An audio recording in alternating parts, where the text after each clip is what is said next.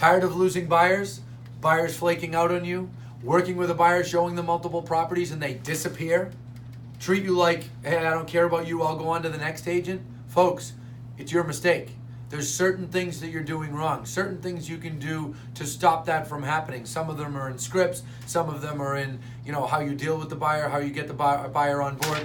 But the most important one is right here, getting a buyer agency agreement signed, a highly effective document. We went over this in training today.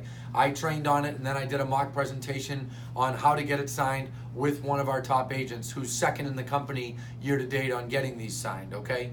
This agreement is very, very effective. It forces the agent to have a conversation about expectations with the buyer. Talk to the buyer about what's to come. Talk to the buyer about how loyalty is expected. At the end of this video, I'm going to tell you about how you can get your hands on our simple one-page buyer agency agreement as opposed to this one. So stay with me.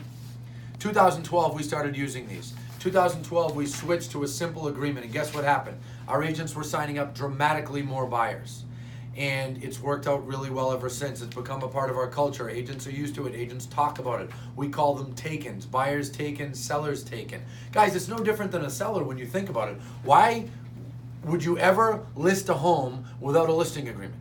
No, you would never do that. So why would you work with a buyer without a buyer agency agreement?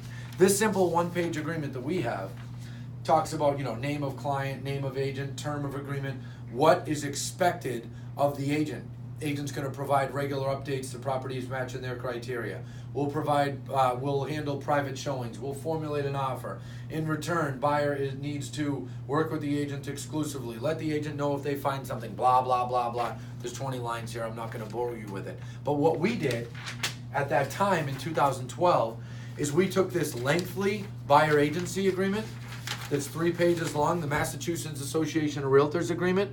Good agreement. I don't want my friends on the forms committee to get offended. Definitely a good agreement, but too long. Too much legal mumbo jumbo in here. 93A, and if you do this, that'll happen. Success fees, retainer fees. It's too much. Now, as an association, they don't have a choice but to make an agreement like this because it has to cover all bases. But as a business owner or a realtor, no reason you can't have a simple agreement, because when it's one page, people are much more likely to sign. Of course, our agents also get mandatory agency disclosure signed along with it. If you want this agreement, this one-page agreement that we use, super simple. Thousands upon thousands of buyers have signed this agreement in our company since we started using it in late 2012, and several hundred year to date. Fill out your email below in the comments, and we will send this out to you on, should we say Monday, Christine?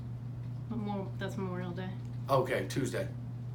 We'll give people time. Tuesday, we'll send this agreement out to you all so you can see the one that we use here at Lamacchia Realty. It's been tremendously successful for us. Just fill out your email below. And by the way, if you disagree with buyer agency agreements, I know there's agents out there that say, I don't use them, I've been doing it 20 years, I don't need that thing and all that. I disagree with you. I respectfully disagree. I think it's a highly effective form, but go ahead and put your comments below. If you agree, say it. If you disagree, say it. I don't mind. Have a good day, everyone.